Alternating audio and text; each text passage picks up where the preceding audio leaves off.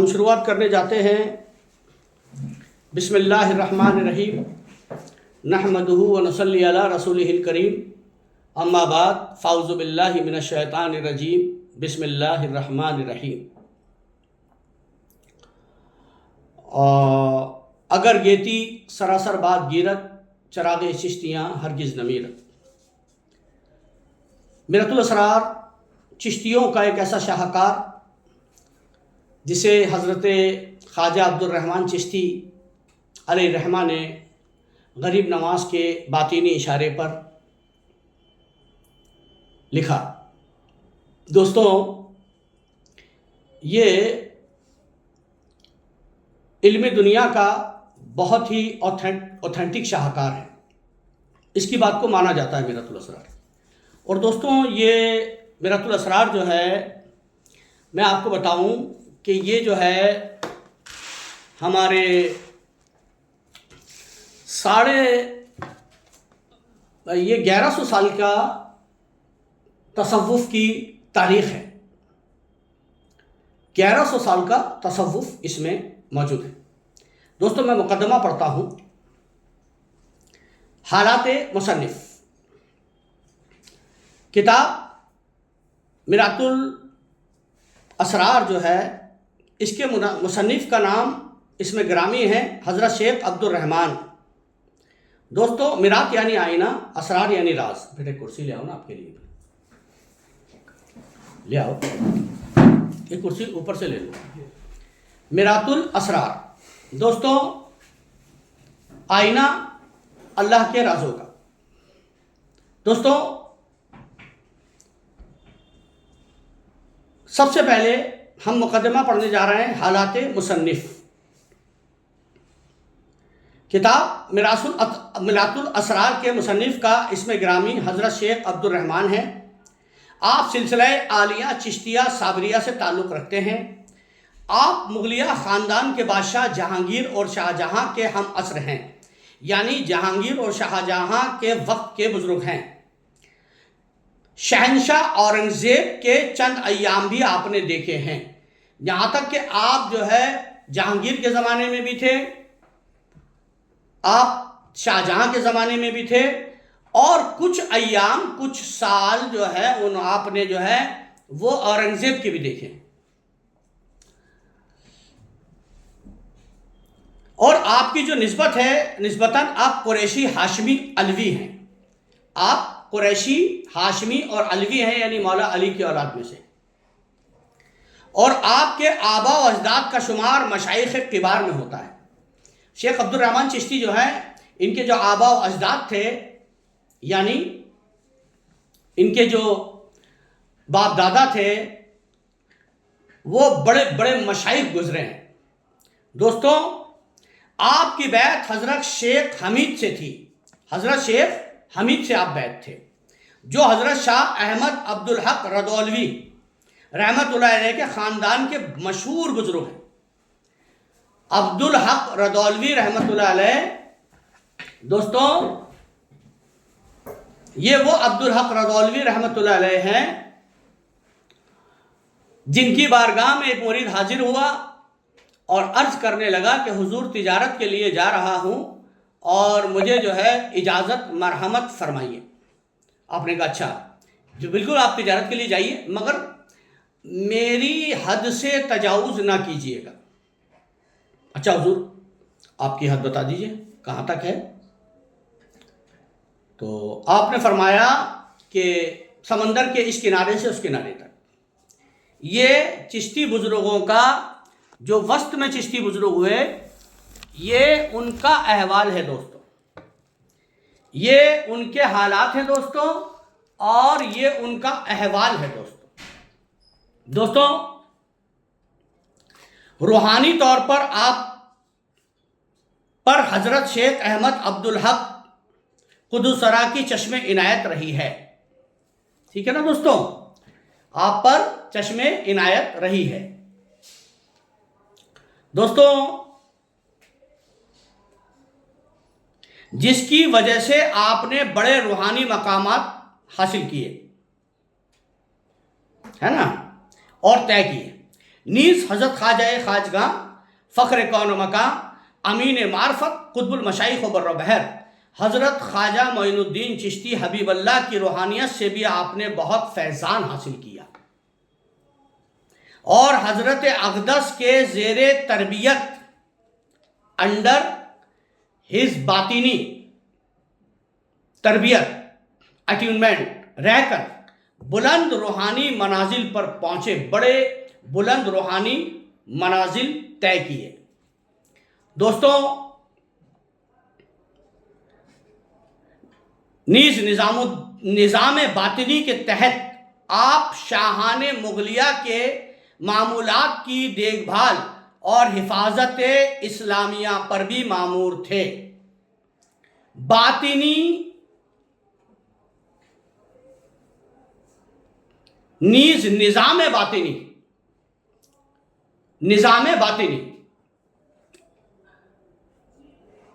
Hidden administration, اندازہ لگائیے آپ، نظام باطنی کے تحت آپ شاہان مغلیہ کے معاملات کی دیکھ بھال اور حفاظت سلطنت اسلامیہ پہ مامور تھے۔ ظاہری طور پر بھی آپ کو جہانگیر اور شاہجہاں کے دربار میں آنے جانے کے موقع حاصل تھے۔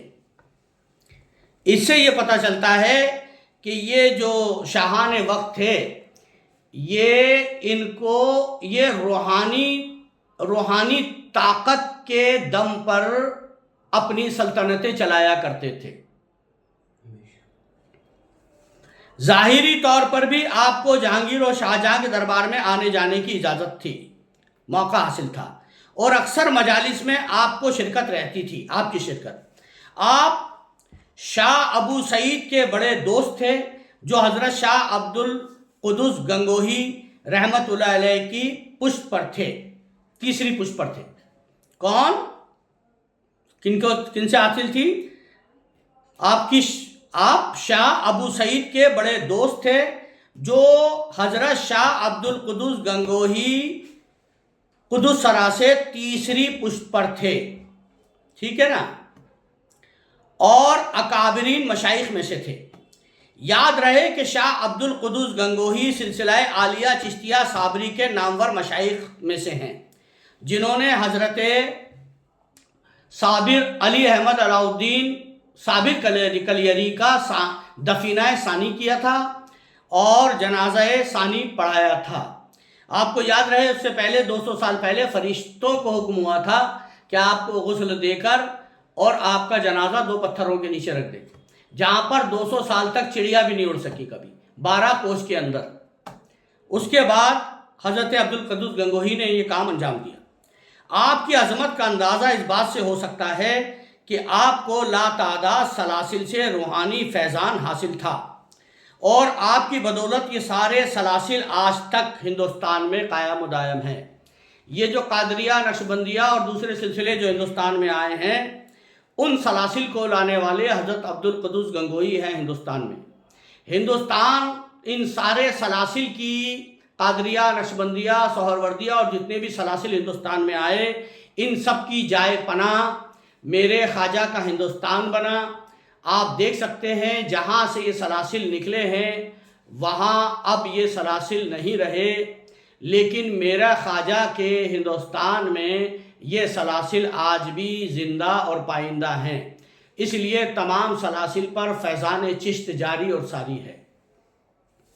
دوستو، یہاں تک کہ امام ربانی مجدد الفسانی، سننے لائق بات ہے دوستو، امام ربانی مجدد الفسانی کیا فرماتے ہیں، جو نقشبندیوں کے بانی ہیں ہندوستان میں؟ حضرت الفسانی شیخ سرہندی رحمت اللہ علیہ کے والد ماجد حضرت شیخ عبد الاحد رحمت اللہ تعالی علیہ بھی حضرت شاہ عبد القدس گنگوہی اس کے خلیفہ تھے، وہ بھی چشتی تھے۔ کون؟ مجدد الفسانی کے والد، اور حضرت مجدد الفسانی فخریہ کہا کرتے تھے، فخر کر کے کہا کرتے تھے کہ مجھے پہلی خلافت سلسلہ عالیہ چشتیہ سے ملی ہے، یعنی مجدد الفسانی سب سے پہلے چشتی تھے، اس کے بعد وہ نقشبندی ہے۔ وہ چشتی ہیں۔ دوستوں، اب ہم چلتے ہیں خصوصیات کتاب کی طرف۔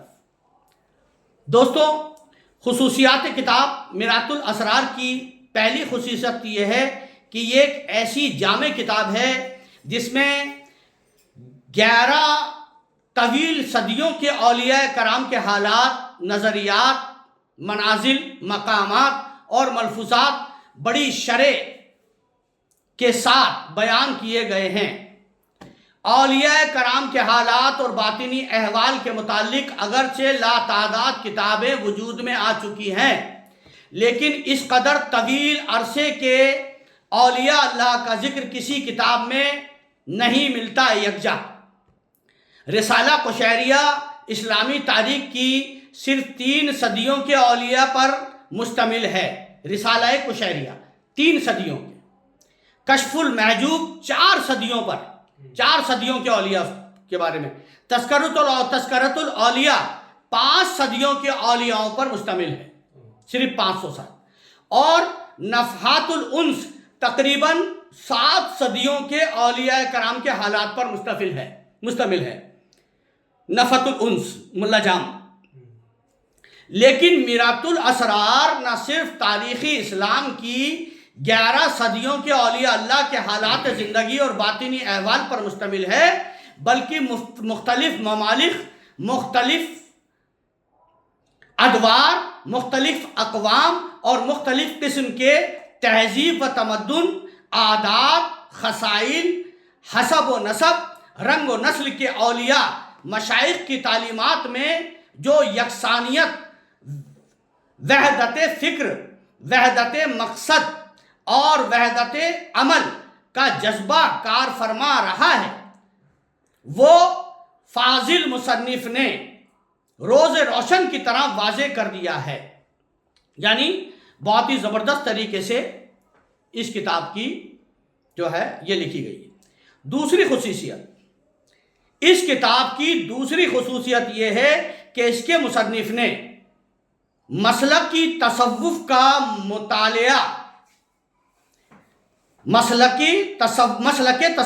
مطالعہ براہ راست حضرت صلی اللہ علیہ وسلم کی حیات طیبہ کی روشنی میں کیا ہے، اور تصوف کی ہر چیز کو قرآن اور حدیث کی تعلیمات کے مطابق پایا ہے، یہاں تک کہ صحابہ کرام، ائمہ اہل بیت، تابعین اور تبع تابعین کی تعلیمات میں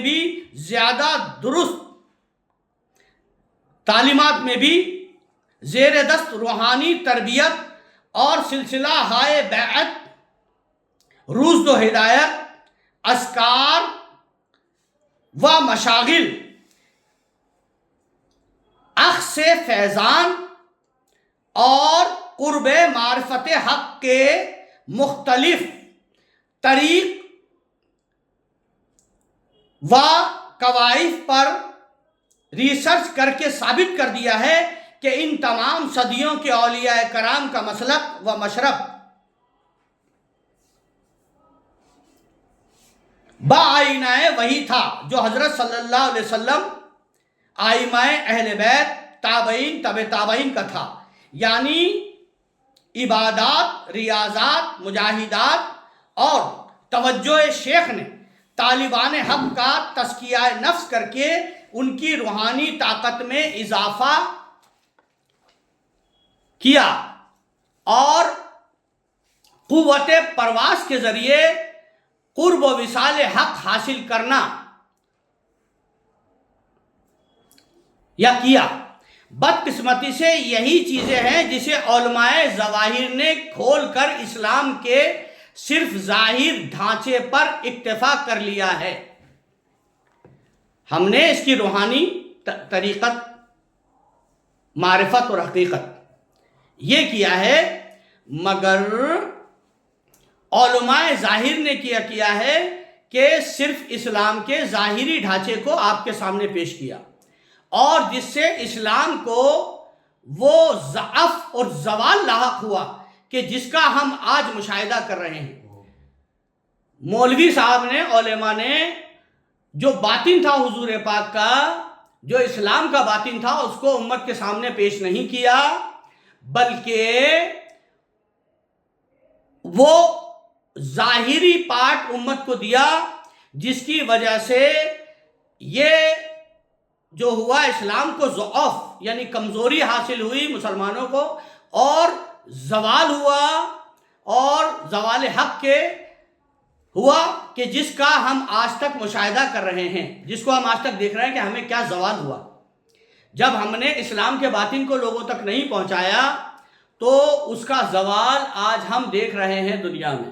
علماء نے اسلام کا ظاہر لوگوں کو دکھایا، اسلام کا ظاہر پیش کیا، باطن پیش نہیں کیا، اس وجہ سے اسلام مسلمان زوال پذیر ہوئے، اور جو زوال آج ہم دیکھ رہے ہیں یہ وہی زوال ہے۔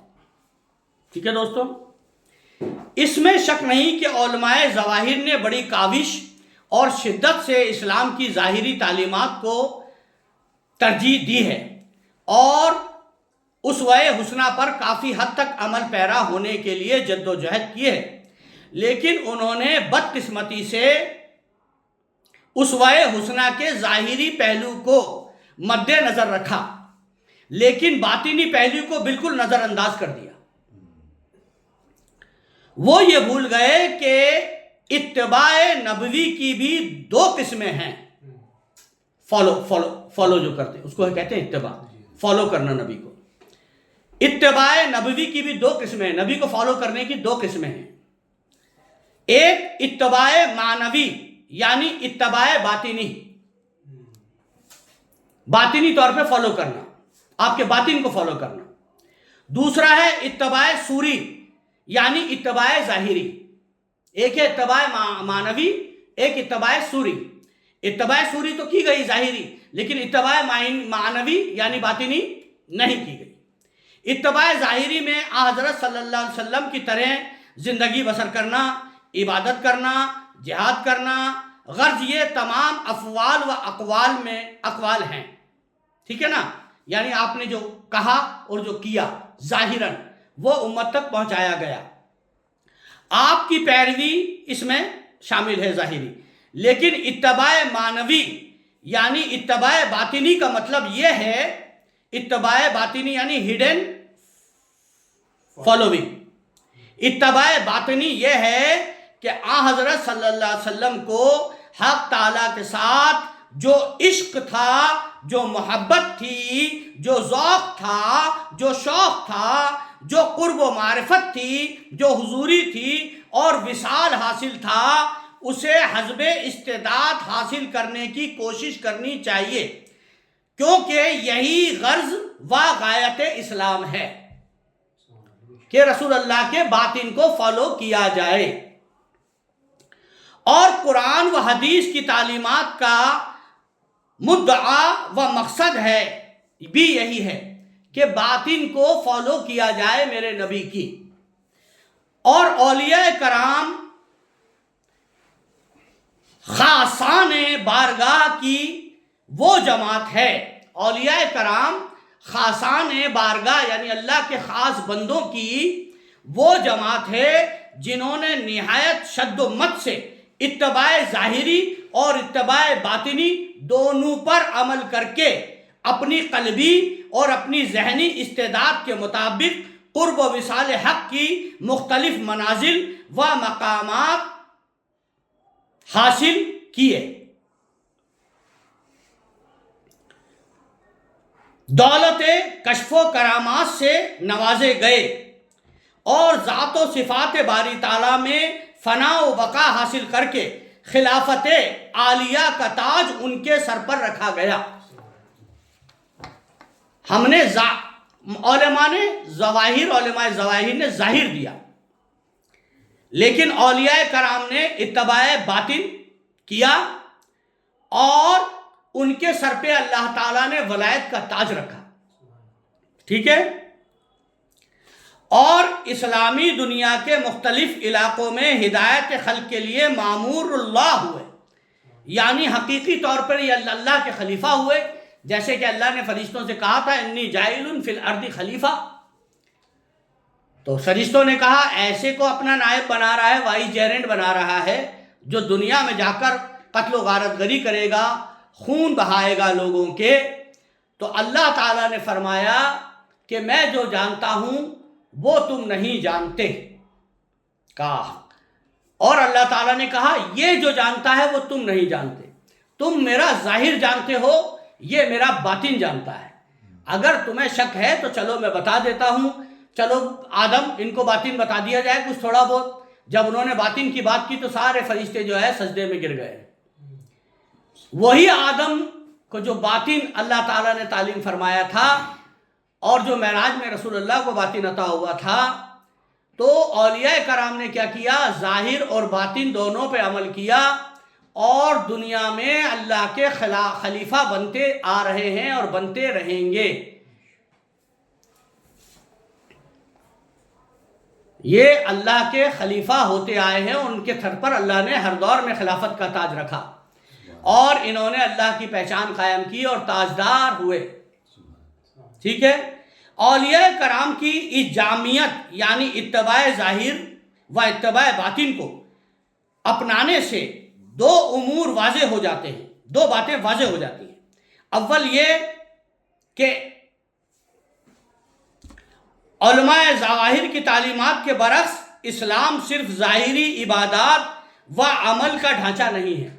اسلام صرف ظاہری عبادات اور عمل کا ڈھانچہ نہیں ہے، علم و عمل کا ڈھانچہ نہیں ہے، بلکہ حق تعالیٰ کے قرب اور معرفت اور فنا اور بقا حاصل کرنے کا ذریعہ ہے۔ اسلام صرف ظاہری قول فعل علم و عمل کا ڈھانچہ نہیں ہے، جیسے غریب نواز نے فرمایا ہمارے ہاں علم و عمل کا کوئی دخل نہیں ہے، انما الاعمال بالنیات، ہے نا۔ تو اسلام صرف عبادات اور عمل کا ڈھانچہ نہیں ہے، بلکہ حق تعالیٰ کے قرب، معرفت، فنا اور بقا حاصل کرنے کا ذریعہ ہے۔ اسلام جو ہے یہ فنا اور بقا حاصل کرنے کا ذریعہ ہے۔ دوستوں،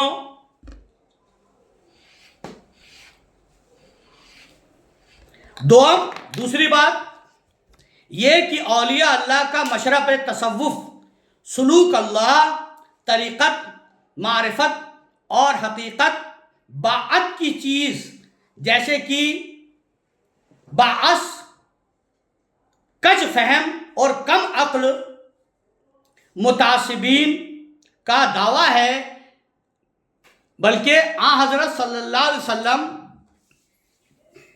ائمہ اہل بیت، صحابہ کرام، تابعین اور تبع تابعین کی تعلیمات جد و جہد اور ساری زندگی کا مقصد اور مدعا ہے۔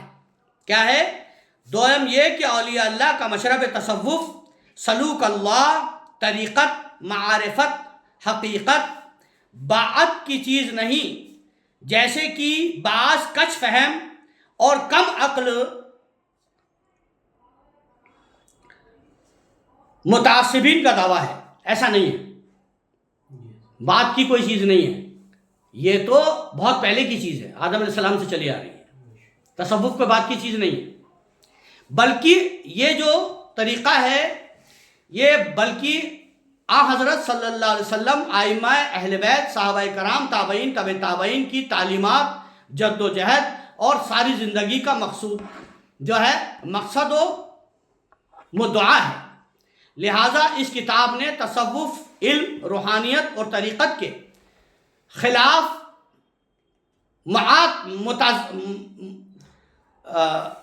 بعض خواہ جو ان کے اعتراض کرنے والے، خواہ وہ مسلم ہیں یا غیر مسلم، کے تمام الزامات اور اعتراضات کو قطعی طور پر ختم کر دیا ہے۔ نیز آج کل کی نئی ریسرچ نے بھی یورپ کے غیر مترجمین، جن کی اصطلاح عام میں متشرقین، اورینٹلسٹ کے نام سے موسوم کیا گیا ہے، پر ثابت کر دیا ہے کہ اسلامی تصوف کی اصلیت کے متعلق حرام اعتراضات ان کے آباء و اجداد نے کیے تھے، اور وہ سب غلط اور بے بنیاد تھے۔ تصوف کے خلاف جو اعتراض کیے تھے وہ غلط تھے اور بے بنیاد تھے۔ ہے نا. میں پھر سے بتاؤں گا کہ پہلی بات جو میں نے بتائی کہ اولیاء کرام کی اس جامعیت یعنی اتباع ظاہر و اتباع باطنی کو اپنانے سے دو امور واضح ہو جاتے ہیں. اول یہ کہ علماء ظواہر کی تعلیمات یعنی ظاہر پرست مولویوں کی تعلیمات کے برعکس اپوزٹ اسلام صرف ظاہری عبادات و اعمال کا ڈھانچہ نہیں ہے بلکہ حق تعالیٰ کے قرب، معرفت، فنا اور بقا حاصل کرنے کا ذریعہ ہے. دوم یہ کہ اولیاء اللہ کا مشرب تصوف، سلوک اللہ، طریقت، معرفت اور حقیقت بات کی چیزیں نہیں ہیں، جیسا کہ بات کچھ فہم، کم عقل اور کچھ فہم اعتراض کرتے ہیں. اب آگے ہم چلیں گے کہ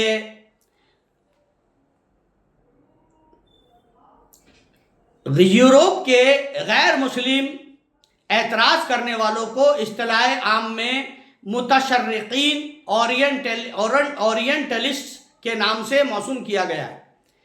ان پر ثابت کر دیا گیا ہے کہ اسلامی تصوف کی اصلیت کے متعلق جو اعتراضات ان کے آباء و اجداد نے کیے تھے، ان کے باپ داداؤں نے کیے تھے کہ تصوف نہیں ہے، ایگزسٹ نہیں کرتا، وہ سب غلط اور بے بنیاد تھے. اس سلسلے میں احقر مترجم کی کتاب مشاہدہ حق کا باب پنجم یعنی چیپٹر 5 کا خلاصہ ہے، جس میں خود یوروپین مصنف یعنی یوروپین رائٹر کی اپنی تحریرات سے ثابت کر دیا گیا ہے کہ تصوف کی اصلیت اوریجن کے متعلق جتنے نظریات انہوں نے قائم کیے تھے سب غلط اور بے بنیاد ہیں، کیونکہ ان کے یہ تمام نظریات ایک دوسرے کی خود تردید کرتے ہیں، ایک دوسرے کی نفی کرتے ہیں. دوسرے نظریہ یہ تھا کہ صوفیہ کرام نے خلفائے یونان سے استفادہ کیا ہے، یعنی جو صوفیہ کرام ہیں یہ جو یونانی صوفیزم ہے اس سے فائدہ اٹھایا ہے انہوں نے، ایسا نہیں، یونانی تصوف سے نہیں اٹھایا. تیسرا نظریہ یہ تھا کہ تصوف ہندو فلسفہ اور روحانیت سے متاثر ہے. دوسرا اعتراض یہ اٹھایا کہ جو صوفیزم ہے یہ سناتن نظریے سے نظریہ ہے. ٹھیک ہے. چوتھا نظریہ یہ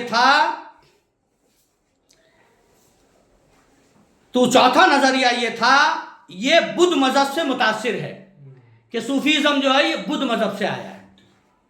لیکن اس کتاب میں دنیا کے مختلف ممالک، ڈیفرنٹ کنٹریز، مختلف اقوام، ڈیفرنٹ نوشن کے اولیاء کرام کی زندگیوں کے حالات، ان کے باطنی احوال اور منازل و مقامات کے مطالعہ سے یہ بات روز روشن کی طرح واضح ہو جاتی ہے کہ اولیاء کرام دیگر مذاہب سے متاثر نہیں ہوئے ہیں. جو ہمارے اولیاء کرام ہیں وہ دوسرے مذاہب سے امپریس نہیں ہوئے ہیں، بلکہ انہوں نے دوسرے مذاہب کے بڑے بڑے مذہبی پیشواؤں کو متاثر کیا ہے، بلکہ انہوں نے دوسرے مذہبوں کے جو بڑے بڑے لیڈر اور پیشوا تھے ان کو امپریس کیا ہے، اور اپنی روحانی قوت کے زور سے ان کو ایمان میں داخل کر کے قرب حق کے ایسے بلند مقام پر لے گئے جن کی گرد تک بھی فلسفہ یونانی، عیسائی اور روحانیت اور سناتن یا بدھ فلسفہ اور روحانیت نہیں پہنچ سکتی، جس کی تصوف کی گرد میں بھی نہیں پہنچ سکتے، صوفیزم کی گرد میں بھی نہیں پہنچ سکتے. اب جیسے جوگی اجے پال آیا، اس نے کہا کہ میں ہوا کو اپنے وش میں کرتا ہوں. تو اس نے تلوار پھینکی اور اس کے اوپر بیٹھ کر آسمانوں کی سیر کرنے لگا. آپ کی نالین اس کو نیچے لے کر آ گئی. اس کے بعد غریب نواز اسے لے کے آسمانوں میں اڑے اور پہلے آسمان پر گئے, دوسرے آسمان پہ, تیسرے آسمان پہ, چوتھے آسمان پہ چلے گئے. فرشتوں نے کہا اللہ پاک معین الدین چشتی اجے پال جوگی کو ساتھ میں لے کر آیا ہے. اللہ پاک فرما رہا ہے یہ میرا معین ہے, یہ میرے دین کا معین ہے, میرا معین الدین ہے, اس کو روکنا مت, یہ کسی کو بھی لا سکتا ہے یہاں. اس کتاب کے مطالعے کے بعد ناظرین دیکھ لیں گے جب دیگر مذاہب کے روحانی پیشوا گرجتے ہوئے, دہاڑتے ہوئے اور چنگھاڑتے ہوئے صوفیہ کرام کے مقابلے کے لیے نکلے تو دکھائی کہ تمام ایمان والوں نے انہوں نے منہ کی کھائی, صوفیوں کے سامنے انہوں نے منہ کی کھائی اور اولیاء کرام کے قدموں پر گر کر معافی مانگی. جیسا میں نے آپ کو بتایا کہ اس نے اجے پال جوگی نے بھی آپ کے قدموں پہ گر کے معافی مانگی. ٹھیک ہے, اور اسلام اور داخل ایمان ہو کر مراتب پر پہنچے. جیسے عبداللہ بیابانی ہوئے اور آپ نے کہا کہ آپ مجھے قیامت تک زندہ رہنے کی دعا دیں. آپ نے دعا دی, کہا تیرا نام عبداللہ بیابانی ہوگا, تیرا کام بھوکے کو کھانا, پیاسے کو پانی ہوگا, مگر تو بیابان میں رہے گا. اور وہ آج تک موجود ہیں. بڑے بڑے مراتب پر پہنچا دیا ان لوگوں کو جو صوفیزم کی کاٹ کرتے تھے, وہ صوفیزم میں آ گئے. اور پھر مشائخ اعظام کی طرح جو ہے وہ لوگوں کو اندھیرے سے روشنی کی طرف لانے لگے. جو غیر تھے وہ تصوف میں آ گئے اور لوگوں کو اندھیرے سے روشنی کی طرف لانا شروع کر دیا. سابقہ بھائی بندوں کو دولت ایمان سے مشرف کیا. چنانچہ اس کتاب کی سب سے بڑی خصوصیت یہ ہے کہ اس نے یک بارگی دنیا کے مختلف ممالک, ڈیفرنٹ کنٹریز, مختلف اقوام, ڈیفرنٹ نیشن کے اولیاء کرام کے حالات پیش کیے ہیں. صوفیہ اسلام کے اسلاف اس سب سے بڑے الزام کو خاک میں ملا دیا ہے. انہوں نے جو تصوف کے بارے میں الزام لگایا تھا, علماء ظواہر نے اور دوسرے اپنے رومیوں نے, یونانیوں نے, ان سب کو خاک میں ملا دیا صوفیوں نے, اور ثابت کر دیا کہ تصوف عین اسلام ہے, روح اسلام, دا سول آف اسلام. اس کتاب کی تیسری خصوصیت, کتاب میرات الاسرار کی تیسری خصوصیت یہ ہے کہ 11 صدیوں کی اسلامی روحانیت کی تاریخ پیش کر کے فاضل مصنف نے علماء ظواہر کے ان غلط الزامات اور تہمات و خدشات کو غلط ثابت کر دیا ہے.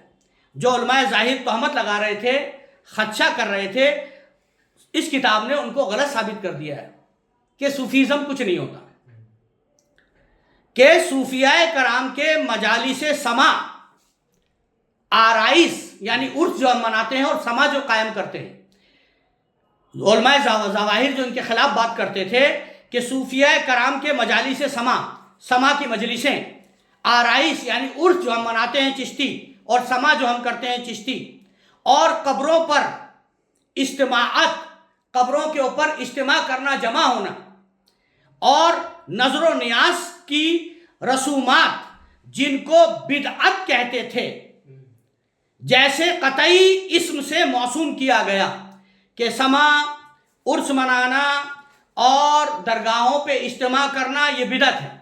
اس کو ہم نے ثابت کر دیا کہ بدعت نہیں بلکہ احسن عمل ہے, گڈ ڈیڈ ہے, عمل صالح ہے,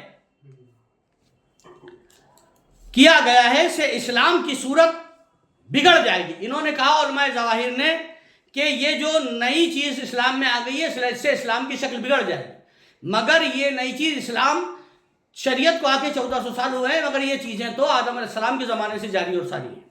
انہوں نے کہا یہ سب چیزیں آئیں گی تو اسلام کی شکل بگڑ جائے گی اور کوئی نیا مذہب وجود میں آ جائے گا.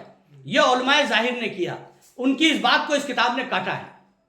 بلکہ مطالعہ کتاب سے جو حقیقت سامنے آئی ہے وہ یہ ہے کہ صوفیاء کرام نے ہر صدی میں اسلام کی جو صورت پیش کی ہے وہ بیانہ وہی صورت ہے جو جناب رسالت مآب صلی اللہ علیہ وسلم نے پیش کی تھی۔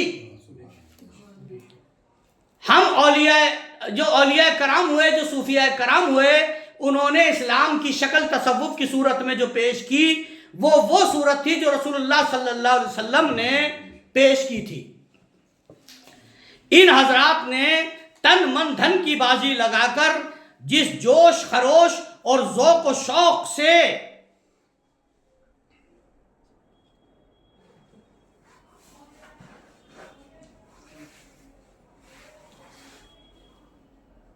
نان بلیونگ کی خفیف سے خفیف اقسام کو کھوج نکالا اور سنت نبوی کے ظاہری اور باطنی پہلو پر جس شد و مت سے پیرا ہوئے، اس سے دیکھ کر مخالفین بھی اش اش کرتے ہیں۔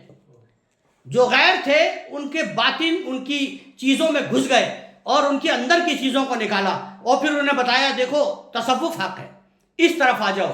تصوف کے ذریعے اندھیرے سے روشنی کی طرف انہیں گامزن کیا گیا، ٹھیک ہے، گامزن کیا گیا۔ حضرت شیخ بایزید بستامی نے ساری عمر خربوزہ اس لیے نہیں کھایا کہ معلوم نہیں سرور کائنات صلی اللہ علیہ وآلہ وسلم نے کس طرح کاٹ کر کھایا تھا، اور ممکن ہے کہ غلط عمل سے ترک سنت کے گناہ کے مرتکب ہو جائیں گے، اس لیے خربوزہ ہی نہیں کھایا ساری زندگی، کہ کس طرح سے رسول اللہ نے کاٹ کے کھایا، ایسا نہیں ہو کہ ترک سنت کے گناہ گار ہو جائے۔ یعنی شریعت، سنت، قرآن، حدیث پر صوفیاء کرام زبردست طریقے سے عمل پیرا تھے اور قرآن کا ظاہر اور باطن بہت اچھی طرح جانتے تھے، اسلام کا ظاہر اور باطن۔ دوستوں، حضرت شیخ جنید بغدادی نے جب بارگاہ ایزدی میں دعویٰ کیا کہ ساری عمر شرک نہیں کیا، حضرت جنید بغدادی نے بارگاہ الہی میں جب یہ دعویٰ کیا کہ میں نے کبھی شرک نہیں کیا، تو حق تعالی نے شرک کی خفیف ترین، کمزور ترین، چھوٹی ترین، بہت معمولی ترین قسم کی طرف اشارہ کرتے ہوئے فرمایا کہ کیا تم شب شیر بھول گئے؟ اے جنید بغدادی، کیا تم وہ رات بھول گئے جب تم نے گرم دودھ پیا تھا؟ واقعہ یہ ہے کہ ایک رات حضرت جنید بغدادی کے پیٹ میں درد پیدا ہوا، جو گرم دودھ پینے سے دور ہو گیا، درد رفع ہو گیا۔ جب کسی دوست کے سامنے بیان کیا کہ گرم دودھ پینے سے شفا حاصل ہو گئی، تو حق تعالیٰ نے انہیں متنبع فرما دیا کہ گرم دودھ پینے سے نہیں بلکہ رحمت حق سے شفا ہوئی تھی۔ اے جنید، یہ شرک کی سب سے چھوٹی فارم تھی، مگر شرک تو ہوا۔ اپن کہتے ہیں دوا سے ٹھیک ہو گئے۔ اللہ کی رحمت سے شہنشاہ ہندوستان علاء الدین خلجی ساری عمر کوشش کرتا رہا کہ ایک بار حضرت سلطان المشائخ خواجہ نظام الدین اولیاء رضی اللہ تعالیٰ عنہ کی زیارت نصیب ہو جائے، لیکن آپ نے اجازت نہ دی۔ آخر تنگ آ کر بادشاہ نے کہلا بھیجا کہ اب میرا پیمانہ صبر لبریز ہو چکا ہے، اب بغیر اجازت حاضر خدمت ہوں گا۔ بار بار میں نے کہلایا لیکن آپ ملاقات نہیں کرتے مجھ سے، تو میں آپ کی بارگاہ میں خود حاضر ہو رہا ہوں، علاء الدین خلجی نے کہا۔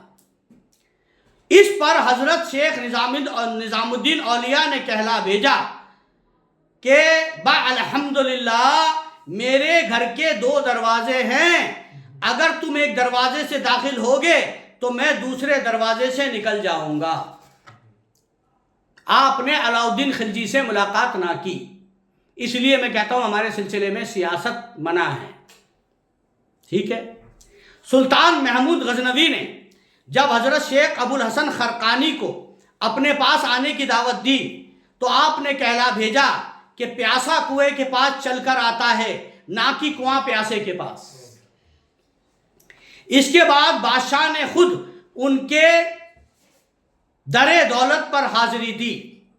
ہمارے شیخ مولانا سید محمد ذوقی شاہ صاحب کو جب ریاست حیدرآباد دکن کے وزیر اعظم مہاراجا سری کشن پرساد نے اپنے گھر پہ آنے کی دعوت دی تو آپ نے اس کے خط کی پشت پر جو لیٹر دیا تھا اس کی پیٹھ پر لکھ دیا کہ ہمارے ملنے کا وقت 10 سے 12 بجے تک کا ہے۔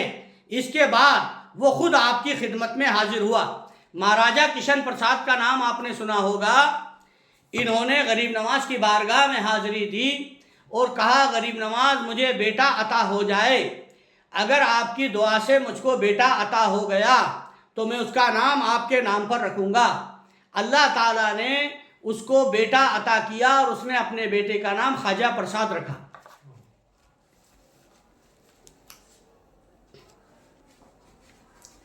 یہ کمال ترک و توکل،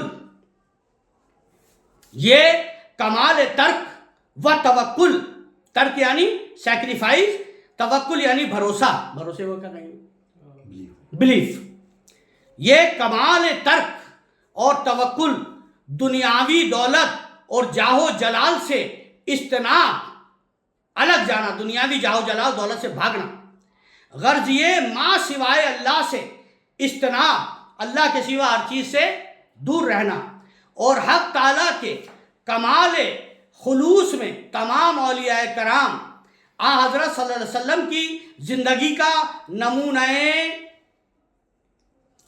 حیات ہے اور آپ کی زندگی کی تصویر ہے۔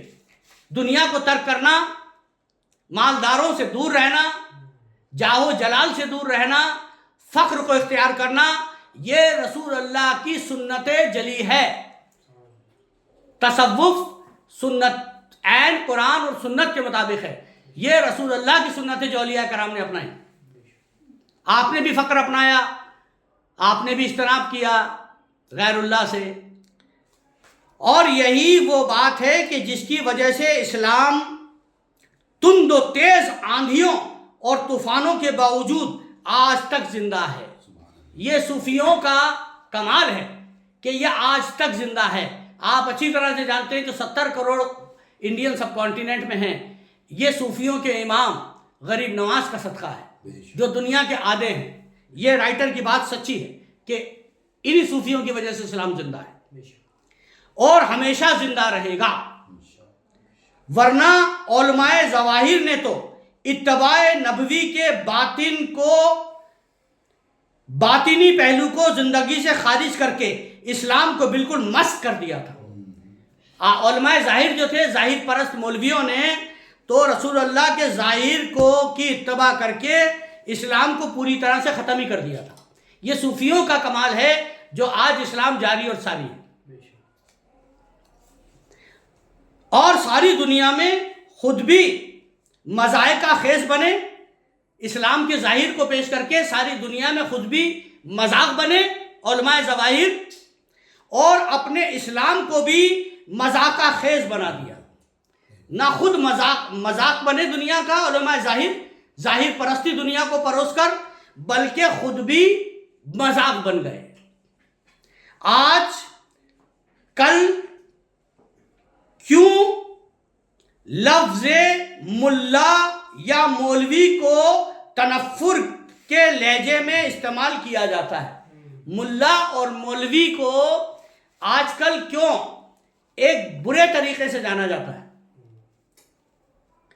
اس لیے کہ ان حضرات کے کردار نے اسلام کی جو صورت پیش کی ہے، ان حضرات کے کیریکٹر نے اسلام کی جو صورت پیش کی ہے وہ ایسی ہے، اس میں کوئی جاذبیت اور کشش ہی نہیں ہے۔ کیا دل جھکتا ہے؟ کیا دل کہاں جھکتا ہے؟ سر جھکتا ہے، دل تو نہیں جھکتا۔ کوئی کشش نہیں ہے۔ اس کے برعکس، اس کے اپوزٹ، اولیاء کرام کی زندگیوں میں وہ اثرات ہیں کہ لوگ دور دور سے کھنچ کر ان کے پاس چلے آتے ہیں اور اپنے قلب کی پیاس بجھاتے ہیں، تسکین قلب حاصل کرتے ہیں۔ حضرت شیخ علی حجویری داتا گنج بخش لاہور رحمۃ اللہ علیہ نے اپنی کتاب کشف المحجوب میں اولیاء کرام کی زندگی کے جو حالات بیان فرمائے ہیں ان کو اور دوسری تصوف کی کتابوں میں پڑھ کر یورپ اور امریکہ کے پیشوا بے شمار لوگوں نے اسلام قبول کر لیا ہے، باوجود یہ کہ مسلمانوں کی حالت خراب ہے، اور مسلمانوں کی حالت خراب ہے لیکن صوفیزم کی کتابیں پڑھ کے لوگ ایمان کی روشنی میں آ رہے ہیں، اور اقوام مغرب کو بڑا اقتدار حاصل ہے، یہ ہے کہ ذوق اولیاء کرام کی تعلیمات اور علماء ظاہر کی تعلیمات کے درمیان، اسی طرح اس کتاب میرات الاسرار میں بھی اولیاء کرام کی زندگیوں کے ایسے حیرت انگیز واقعات بیان کیے گئے ہیں جس سے عقل دنگ رہ جاتی ہے۔ دوستو، چونکہ ان کو بہت گرمی لگ رہی ہے کیونکہ ہم پنکھا بند کر کے بیٹھے ہیں، اور چونکہ 1 ہی گھنٹہ ہوا ہے تو میں سمجھتا ہوں اسے اور بھی لینا چاہیے، تکلیف تھوڑی سی برداشت کرنی چاہیے۔ مقصد اشاعت کتاب حاضہ کی اشاعت کا مقصد بھی یہی ہے کہ آج کل کے الحاد اور دہریت کے دور میں حقیقی اسلامی زندگی یعنی بندہ اور مولا کے درمیان قرب اور معرفت اور محب و محبوبیت کے جو بے مثل دبے مثال تعلقات ہیں ان سے لوگوں کو آگاہ کیا جائے، کیونکہ اسلام کے لیے سب سے بڑا چیلنج کیا ہے؟ ہمارے زمانے میں ہم مسلمانوں اور اسلام کو سب سے بڑا خطرہ لاحق ہے، وہ کیا ہے؟ یہی تہذیب مغرب ہے، سویلائزیشن آف ویسٹ۔ یہی تہذیب مغرب کا بے پناہ طوفان ہے جس نے دنیا کے ہر ملک، ہر گھر اور ہر فرد اور ہر بشر کو گھیر لیا ہے۔ ہمارے سامنے جو سب سے بڑا چیلنج ہے وہ ہے ویسٹرن سویلائزیشن، جس نے ہر ملک، ہر سوسائٹی اور ہر آدمی کو اپنے گھیرے میں لے لیا ہے، اور جس سے بچنے کی اسلام کی زبردست روحانیت کے سوا کوئی تدبیر نظر نہیں آتی۔ اسلام کی روحانیت کے علاوہ تہذیب مغرب سے کسی بھی حال میں بچا نہیں جا سکتا۔ ذات باری تعالیٰ کے مکمل یا جزوی انکار اور مذہبی اقتدار سے روگردانی کی وجہ اہل مغرب کے دماغ اس قدر مسخ ہو گئے ہیں، ان کے ہاں حق و باطل اور خیر و شر کی تمیز ہی نہیں رہی۔ جو ویسٹرن ورلڈ ہے وہاں پر حق اور باطل اور خیر اور شر میں کوئی تمیز ہی نہیں رہی، کیا حق ہے، کیا باطل ہے، کیا خیر ہے، کیا شر ہے، وہ ویسٹرن ورلڈ نہیں جانتا، ان کی سویلائزیشن اب سمجھ ہی نہیں پا رہی ہے۔ لہٰذا آپ لوگ شر کو خیر اور باطل کو حق، تہذیب کو تعمیر، بے ایمانی کو ایمان اور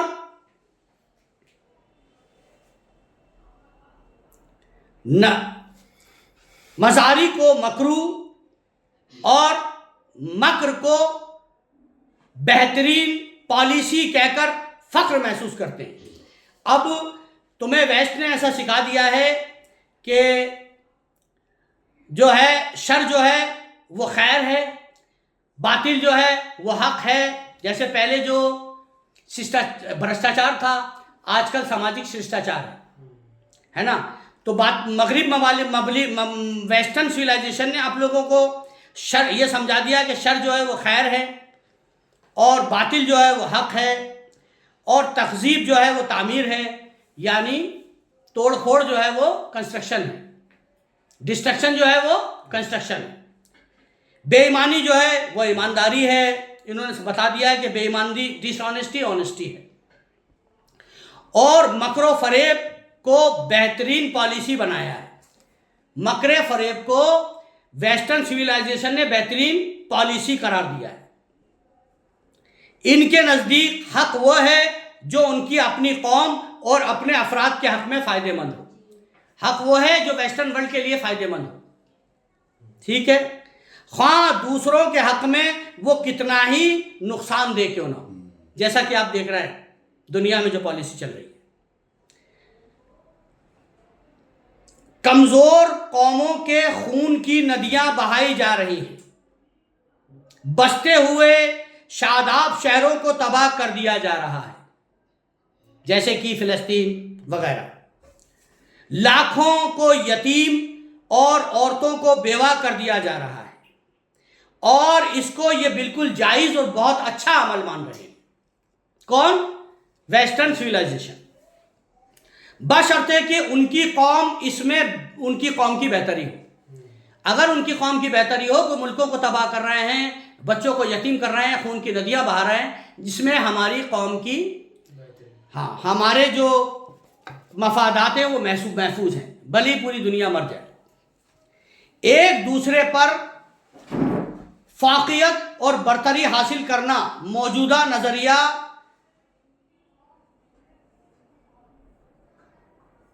नेशनलिज्म का बुनियादी उसूल है। क्या है? सब पर बरतरी हासिल करना, ये नेशनलिज्म है, भले लोगों को सबको मार दिया जाए। और यही वो बात है जो बैनुल अक़वामी इंटरनेशनल खलफिशार और जंग व जिदाल को हवा दे रहा है। पूरे वर्ल्ड में जो तलातुम मचा हुआ है वो इसी यूरोप की और वेस्टर्न वर्ल्ड की इसी पॉलिसी की वजह से, और जिसने दुनिया को जहन्नम बना दिया है। तहजीब मगरिब को दूसरी बड़ी लानतें भी हैं। तहजीब मगरिब की दूसरी बड़ी लानतें ये हैं कि हर कौम और हर फर्द बशर जिस्मानी ख्वाहिशात में फंसा हुआ है और रूहानी ज़रूरियात को हर शख्स भूल चुका है। चूँकि इंसान मजमुआ रूह और जिस्म है, इंसान जो है वो रूह और जिस्म का मजमुआ है। सिर्फ जिस्मानी ज़रूरियात नहीं, रूहानी ज़रूरियात भी ज़रूरी है। जिस तरह जिस्म को मादी ग़िज़ा की ज़रूरत होती है, खाना पीना पहनना ओढ़ना सोना, इसी तरह रूह को रूहानी ग़िज़ा की यानी ज़िक्रुल्लाह, अल्लाह के ज़िक्र की और क़ुर्ब हक़ की ज़रूरत होती है। जिस तरह जिस्म को खाने की ज़रूरत होती है, उस तरह रूह को ज़िक्र की ज़रूरत होती है और अल्लाह के क़ुर्ब की ज़रूरत होती है। ये दोनों चीज़ें जब इंसान में पैदा होंगी तभी वो इंसान कामिल होगा, वरना वो जानवर बन जाएगा सिर्फ दुनियावी ज़िंदगी के चक्कर में पड़ के। जिस तरह जिस्म ग़िज़ा ना मिलने से बेचैन हो जाता है, रूह भी ग़िज़ा ना मिलने की वजह से सख्त बेकरार हो जाती है। जिस तरह जिस्म को दुनियावी ग़िज़ा ना मिले तो वो क्या हो जाता है?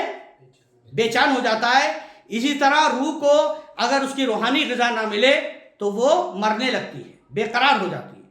चुनाचा मौजूदा दुनिया की ये बेचैनी, ये इंतशार को क्या कहेंगे?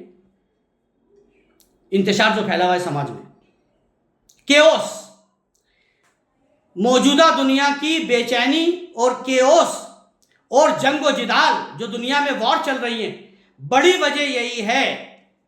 जहां आजकल के इंसान ने, सबसे बड़ी वजह यही है कि वो दुनियावी चक्करों में पड़ गया, रूहानी बातें उसने छोड़ दी। इंसान ने साइंस की तमाम इजादात को, साइंस की जितनी भी खोज हुई है, जितनी भी डिस्कवर हुआ है साइंस, तमाम इजादात को जिस्मानी और नफसानी ख्वाहिशात का पूरा करने पे लगा रखा है। साइंस सिर्फ इस चक्कर में है कि इंसान को कितनी ज़ाहिरी तौर पर कितनी फैसिलिटीज दी जा सकती है उसके जिस्म को। रूहानी तौर के लिए साइंस ने रूहानियत के लिए कोई काम नहीं किया। उसी की वजह दुनिया में जंगो जिदाल, केओस اور خلفشار پھیلا ہوا ہے۔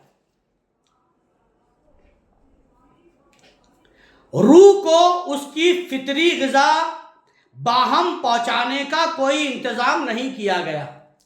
روح کو اس کی باہم غذا، دا ڈائٹ آف سول، اس کو نہیں دی گئی، سول کو اس کی ڈائٹ نہیں دی گئی، اور نتیجہ آپ کے سامنے ہے۔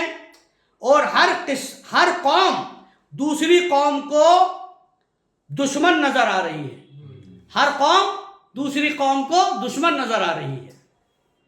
مولانا روم سچ کہتے تھے، اگر تمام سائنس کو نفسانی خواہشات پورا کرنے پر لگائے گا، اگر تمام سائنس کو نفسانی خواہشات کے پورا کرنے پر لگائے گا تو زہر قاتل ثابت ہوگا، ہے نا، دا پائزن آف ڈیتھ۔ اگر تو اسے روحانی ضروریات پر پورا کرنے پر صرف کرے گا تو یارو مددگار ثابت ہوگا۔ دوستوں، ہم آج یہیں پر رکھتے ہیں۔ کہاں پر؟ یہاں تک کر لیتے ہیں۔